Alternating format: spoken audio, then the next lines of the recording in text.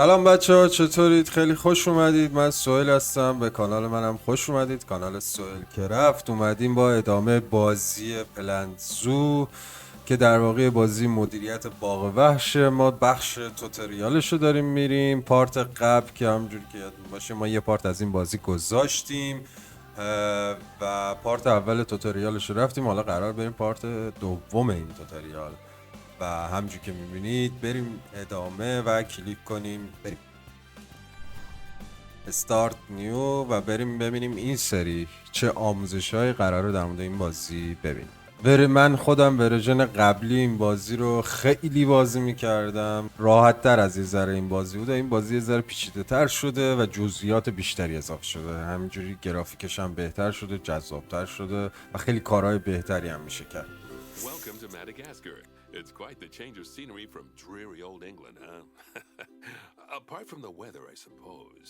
They don't call چه these محیط places قشنگی rainforest داره. for nothing. می‌بینین تو هر پارت آموزشیش هم یه سبک جدیدی از ساخت و سازا رو داره و محیطی که حالا دیزاین شده. چه پل باحالیه. But apes, well, apes are some of the closest relatives to humans there are. And yet, the way the world treats them is چه شلوغ. very much like some of us treat our میمونن، شامپانزه، میمون فلان اینا. این قفسه کیجش چه دیزاین قشنگی داره. قیسش کیجش در واقع. If we can all leave some part of the world in a better state than we found it, we'll have lived lives worth. چقدر اینجا جالب میشه. مثلا پله ها یه ذره از سطح زمین بالاتره، یعنی مسیری که مردم رد میشن. When I get back, I expect my life won't be worth living at all. از این پنل های خورشیدی هم داشت. What do you think of Madagascar then? به این خانم اومد، نانسی اومد، نانسی جان. Anyway, this is Bernie's primate sanctuary. It's not just primates though. We've got all sorts of animals. این اون مانیتوراییه که میذارن واسه حالا تو این بخش یاد میگیریم. معرفی اون حیوان است. در مورد خود حیوانه تو باغ وحش میتونی یه سری آموزش‌ها بذاری، اطلاعات بذاری. خب شروع شد. لوکیشناشو بزنیم. فلان لوکیشن میگه پیدا کن. همینجا شکلش داره میاد. خب بعد بریم اینجا. یادم رفت اصلا این چیزاشو. آها درست. موس هم داره ریپ میزنه.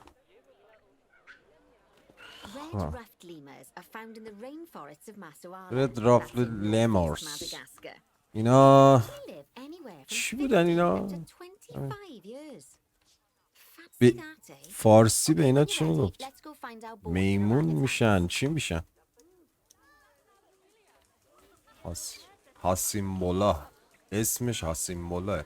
اسمشو با هم فرق میکنه. کلیک کنم.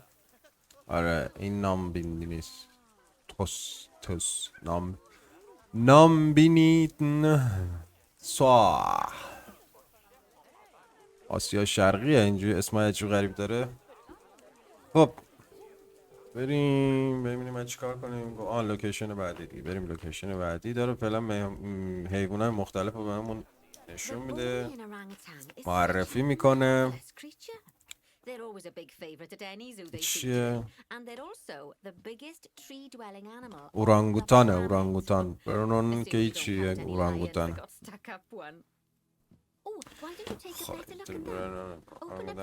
کامera. بازم میگه باید رو کامراش کلیک کنیم. اوکی.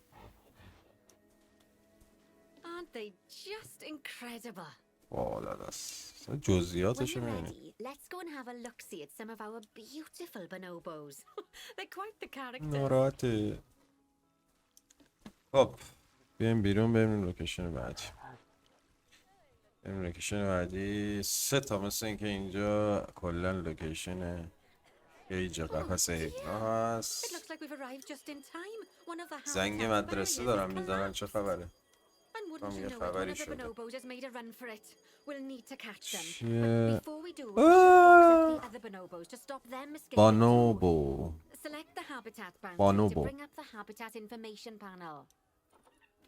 وای جبال. آقا چیکار باید بکنیم؟ مسخره بازی بسته. چیکار باید بکنیم؟ باکس the animal in the habit. همه رو باید بکنیم تو باکس.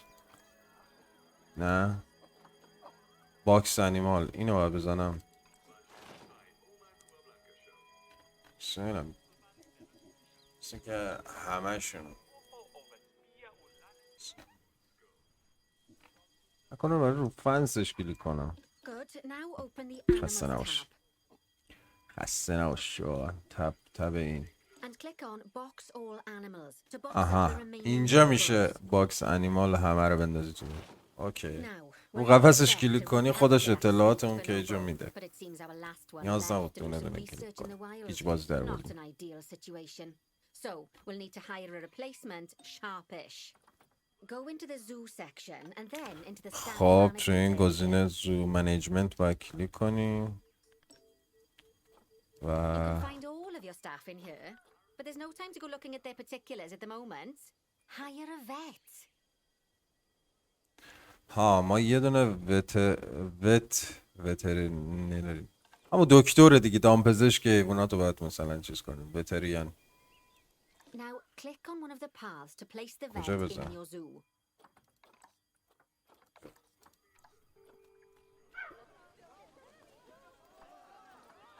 والا میگه یه دونه دامپزشک استخدام کن. Great. Now let's deal with our خب اینه که escapee before استخدام they can کردم. cause too much havoc. Use the animal alerts to jump کار to the بعدی چی escaped میگه؟ bonobo. دوباره Okay, برگرد that's a اینجا. relief. So while the vet deals with our bonobo friend, let's go fix up their habitat so they can't escape us. دیوارش اینجا خراب شده و فرار میتونن بکنن حیوونا و ما باید دیوار رو ببندیم. حالا ببینم چجوری باید ببندیم. Select the barrier and then we'll edit it. Delete the broken section of barrier and replace it with a brand spanking new one. ادیت بریا یه تیکه رو میتونی بکنم دیلیت کنم. نه واسه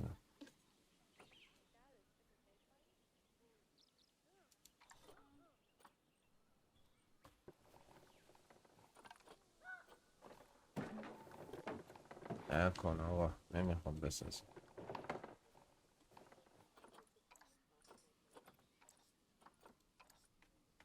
خب دیلیت چجوریه؟ چی نگفتی که؟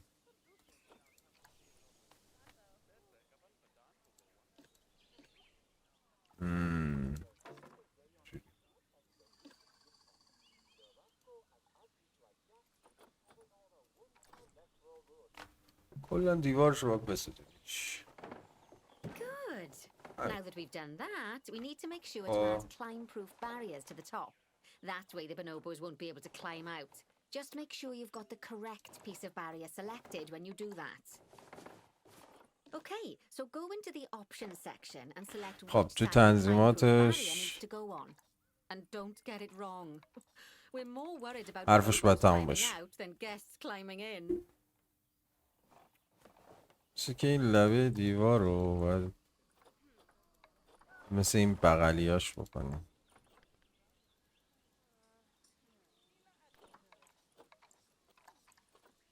نشد که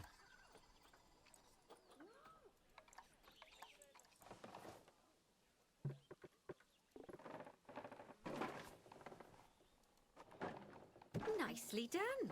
And I think it's high time we unbox those bonobos. کج What do you زدم ولی say? اوکی.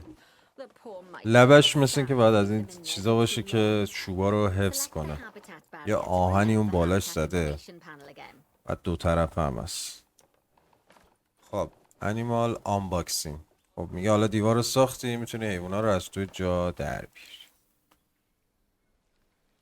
روی And قفس then کلیک open the میکنیم. animals tab. انیمال تب And finally, click on unbox all animals to let them out. I Well, expect some of them are fair خب bursting for the همه رو toilet. باز کردیم در اومدن از جاشون. So, it turns out that as well as the old vet leaving, the zoo's mechanics did too. We'll need to hire a couple of new ones so we can help stop any more breakouts. You see, mechanics do all sorts of helpful things around the zoo, but one of their most important jobs is taking care of the habitat barriers. Without mechanics around to repair them, the barriers will crack, crumble, and fall down. And before you know it, چقدر we'll be حرف overrun with میزنی تو. escaped animals. Go into the zoo section and then into the staff management area again. Hire a mechanic and then click on a path to place them in the zoo. همونجور که میدونی گفتش که 2 مکانیک اضافه کن به بازی. من باید این دوباره زو رو بزنم. مکانیکمون، استخدام مکانیکمون اینجا بود. 2 یه دونه، یک. And then click on the path again to hire a second mechanic. As you can see, you don't have to go back. برنزو گرفتیم. If you're hiring lots of the same type of staff member. بریم بعدی. شیت. Gosh, we have been busy, haven't we? Good work there. I'm off for a cuppa. Oh, I think Bernie wants a word with you. یه ساختمونی مثل این که باید بسازیم. ریسرچ سنتر اسمال. یه ساختمونی که برای ریسرچ کردنه. اینو حتما باید میگه بساز. دقیقا تو این محلی که مشخص شده. درش این وری زد و نگر داشتم ماشین میچرخونم. Don't worry. You see, the building that's currently there is actually a hollow shell. So we're able to place our new building inside of it. If you select the research center for placement and then hover over the shell, you'll see that it actually یه چیزی رو ریسرچ کنیم تا لول 5. خب کجا برسیم؟ کجا باید ریسرچ میکردیم که اینجا بود دیگه. ریسرچ. By the way, it's worth noting that the vets will only do research when they're not required to do any other jobs. That said, you اینو باید ریسرچ کنیم. درسته دیگه. رینگ تایلد لیمور. دقیقا اینو باید بذاریم لول آپ بشه به لول 5. خب این داره برای خودش آپدیت میشه. ما میریم برای لوکیشن بعدی ببینیم کار بعدیمون چیه. خب اینو من ببندم و این حرف میزنه و توضیح رو میده. اینجا علامت داده. باید در واقع همون تلویزیونایی رو باید بذاریم که مردم بتونن اطلاعات. جاش هم اینجا مشخص کرده. این از این. بعد باید چیکار کنیم؟ روش کلیک میکنیم. رینگ تیل لیمو رو میزنیم چون این قفس مال اوناست. باید توش مشخص کنید که چه حیوانی در موردش اطلاعات داده بشه. که صداش باید بیاد، توضیحات لازمه و اسپیکرش هم باید تنظیم کنیم که مربوط به همین حیوان باشه. اوه 2 مانیتور باید بذارم، یکی این ور یکی اون ور. یه دونه اونجا هم باید بذارم. اوکی بس تازه 2 زنیم افتاد. بس خب یه مانیتور هم برای اینجا، برعکس نشه فقط. یه کیس هم واسه اینجا. این از این از انجام شد. 2 جای مانیتور داشت. کالکت ریسرچ.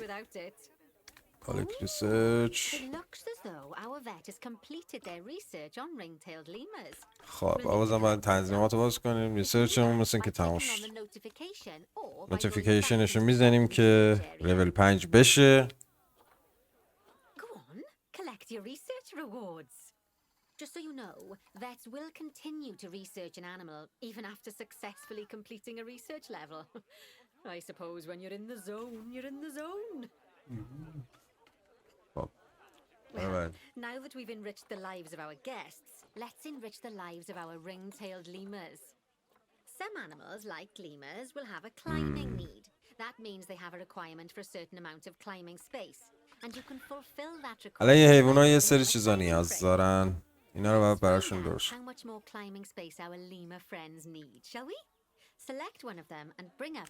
چون ارتقاشون دادیم حالا باید یه سری چیز درست کنیم. روی یکیشون فعلا کلیک کنیم ببینیم چی میخواد. خب اوکی. این قرمزه.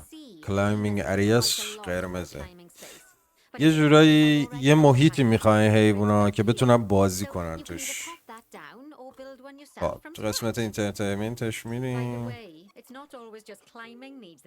اینو میخواد دقیقا نه از اینا باید بساز.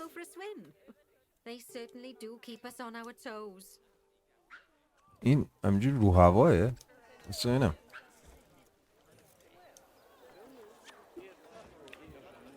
قلب نمیخواستم بزنم، باید بذارم فقط. رو هواه پایاش. آها یه سمتش میره یه سمتش هم میره. رو هوا پایه‌هاشو بلکه یه مقدار اینه موو نمیشه داد.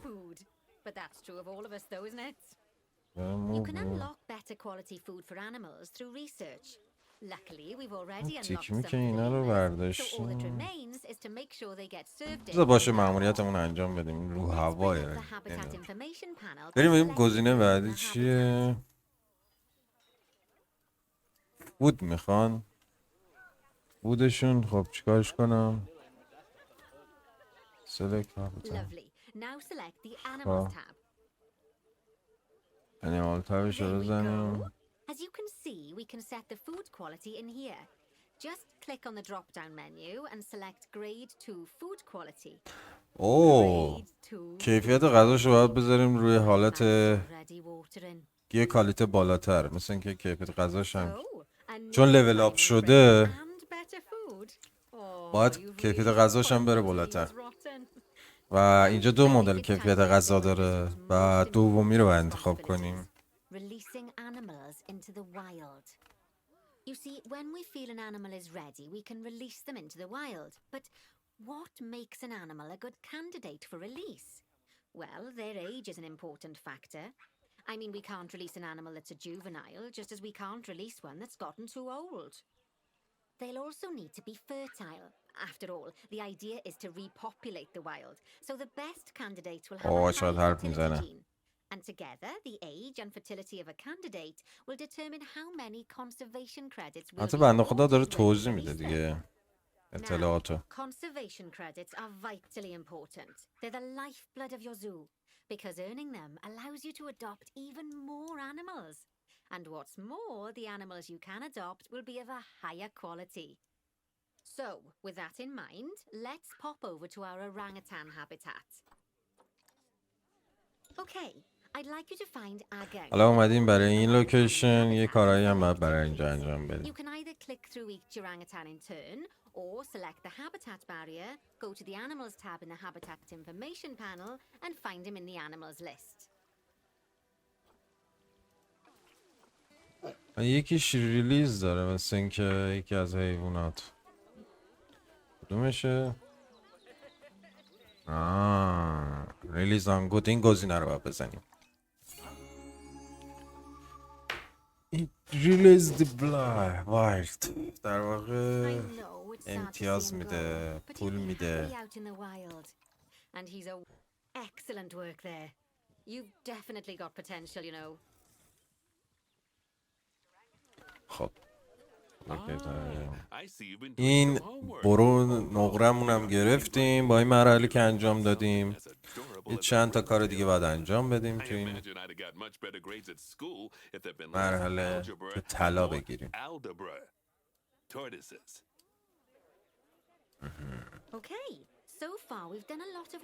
این وسط اینا چیه؟ اوه برای یه سری حیوانات کوچولو، حشره فلان، اینا حیوانات کوچولوتر یه جور قفس‌های مخصوص داریم که فضای متفاوت تری داره که برای ساخت یه همچین چیزی باید از این اکسیبیت استفاده کنیم. و اکسیبیت نمیدونم درست گفتم یا نه. باید این جا بدم اینجا حسینم از این زاویه دیگه ببینم. احساس میکنم اینجا این اسنپش میگه این گریدش یه ذره ریپ میزنه یا من باید اینو بچرخونم.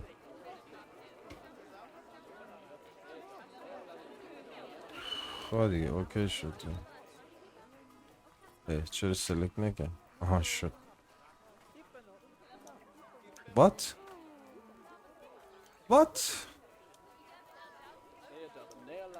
آقا بیا. Perfect. The Alle. next thing to do is adopt an exhibit animal to go in there. How about a Gila monster? Open up the exhibit trading section and adopt one. بریم تو ترید حیوونا. از اینا باید بیاریم. گیلا مانستر. Just as we do with habitat animals, we need to این send واقعا the Gila کوچولوه. monster to the exhibit. Click on the exhibit to send it there. When you چقدر send an جالب. animal to an exhibit, it'll چند تا automatically بذارم؟ give them the correct setup. بیا. But that doesn't mean it's همشون. completely ready for them. So let's finish it off. We'll start by adding some enrichment items. بسته دیگه. Click on the exhibit to bring up its information panel. آقا بس نیست یا نه؟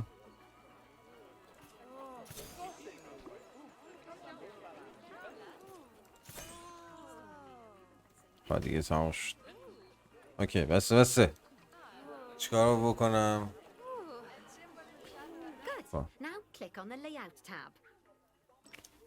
اوه. Oh, well it looks like we've only got the enrichment level 1 item. این دیگه مثل اون یکی ها نیست. سنگا Let's turn on at least one of them for the Gila monster. میتونیم اینجوری بهش سنگ اضافه As I'm کنیم. sure you know by now, you can یکیشو unlock کم more کنیم. enrichment levels by having one of your vets do some research. حالا بریم Now we ریسرچش. also need to set the temperature and humidity in the exhibit. او دمای اینجا باید برای زندگی اینا آماده باشه. مثلا این دمامما اصلا نبود تو ورژن‌های قبلی زو یا حالا Here you can see the Gila monster's desired آپدیت های قبلیش temperature اصلا این and مدلی humidity. نبود. You can change both of these by adjusting the dials below. Make sure it's going to be nice and cozy. کم باید بکنم یا باید زیاد کنم واسه اینم. دماش مشخص. آها الان فعال شد. این باید برسه چند 22 دور 22.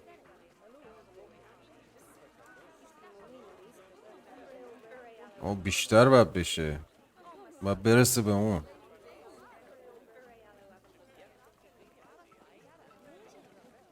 قدرت برسونیم تا اون سبز بشه. خب 36 37. دومی چند باید برسه؟ دماش کم باید بشه. آره باید بیاد پایین. این باید بیاد پایین.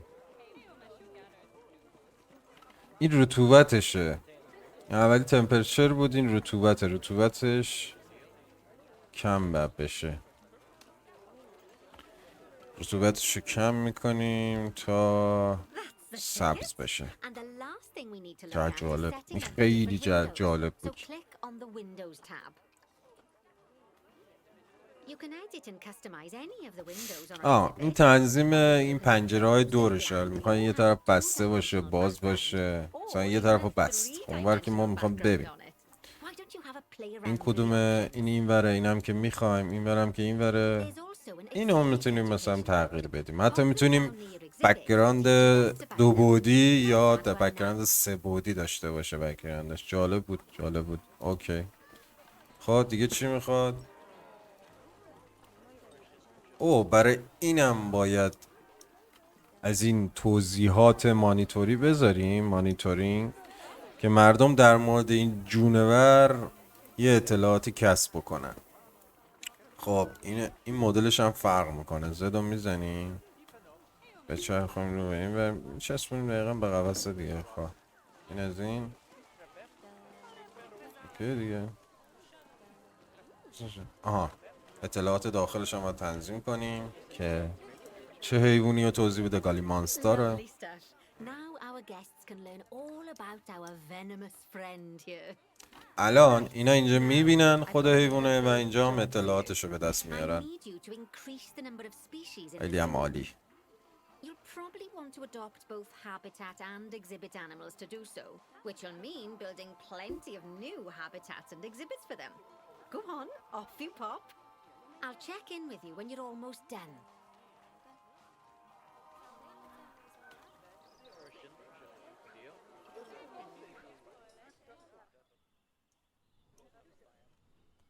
خب ما 12 تا دیگه باید درست کنیم. عجب. اینجا یه فضای خالی داریم که میتونیم اینجا چیزشو بکنیم.